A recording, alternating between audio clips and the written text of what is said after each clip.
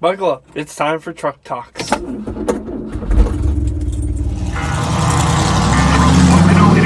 Raceway, Pennsylvania. This is Motor Racing Network. They need a couple stops here. Miami's going to With the broadcast of the Purolator 500 NASCAR Winston Cup Transnational Stock Car Race. Host for today's Purolator 500 race broadcast is Barney Hall.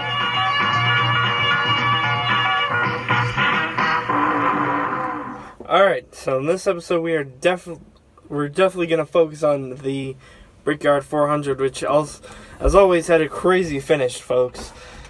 Here it is right here. 3 and 4.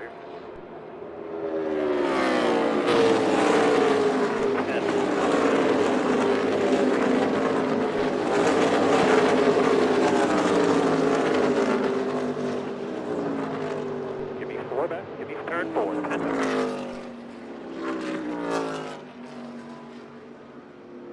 No pressure out the back, man.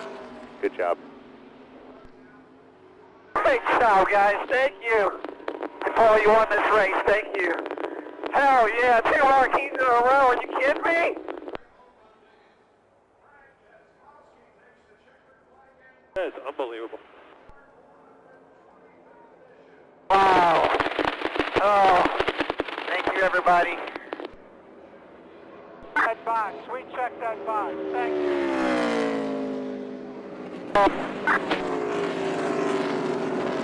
Good job, brother. Hung with it all day.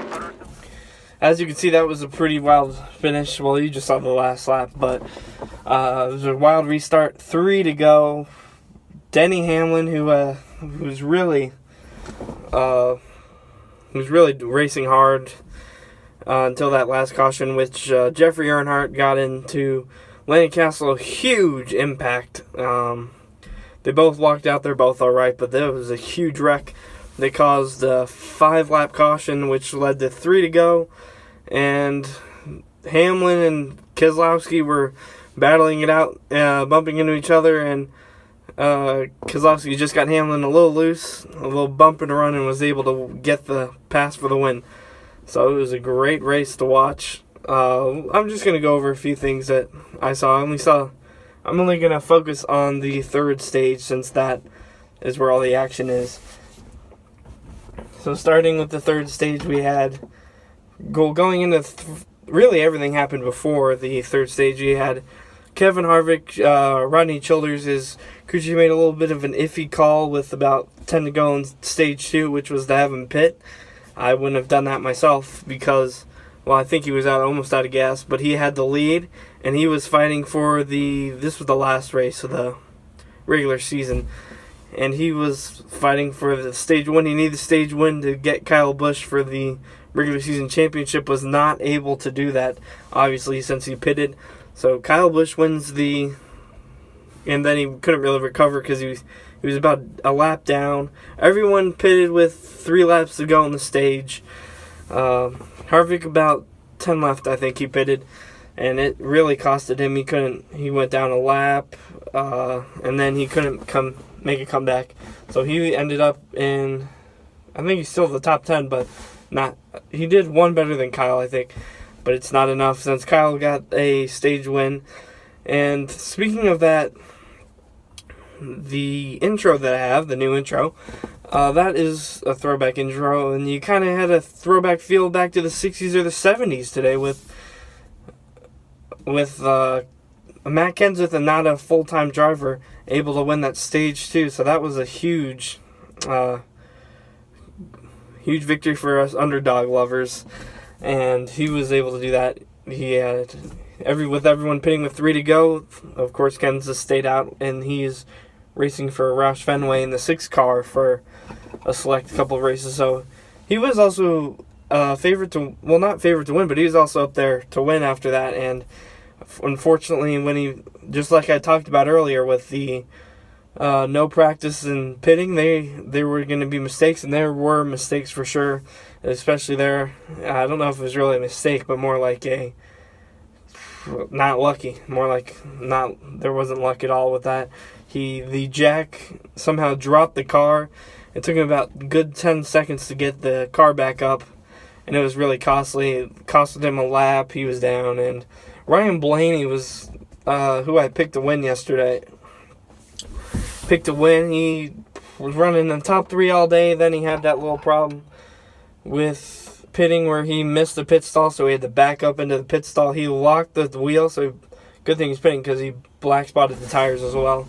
And he just missed by 1 spot, so he could back up into there. No penalties. He was off and ready to go. But it was still a good race. We always talk. Oh, it's raining now. We always talk about the big 3, folks, and I'm gonna have to say that Brad Keselowski's going right up there. He's won 2 in a row. That's a lot going into playoffs starting in Vegas next week. He's won 2 in a row. That is a huge playoff. 2 crown jewel races nonetheless. Darlington, then now Indy. So his crew's pumped. He's gonna. Penske's probably gonna focus on him. They also have Blaney.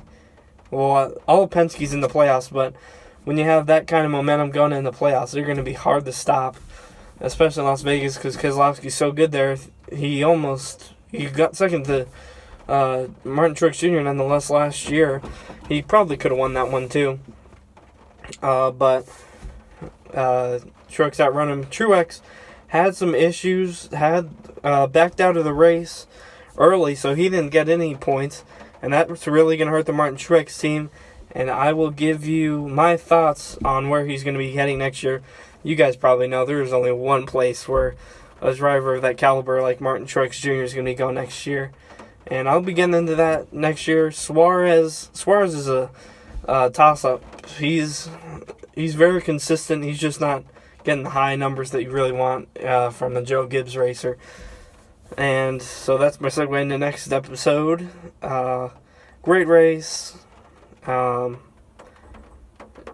guys, Bubba Wallace and the Richard Petty team, did not do well. They backed out. They wrecked on lap 41, I think, and they were out. So, not happy about the Bubba Wallace situation, but it was a good race. Congrats to the Keselowski team, and it kind of sucks for the people in the Indianapolis area, or people visiting for that race. You only had 1 day of racing, but it was an Xfinity Cup Series doubleheader. You don't get that much often, but I loved the practices and the qualifying myself. But that's just me. So that's pretty much it for today's episode of Truck Talks. Thank you guys for watching. See you later.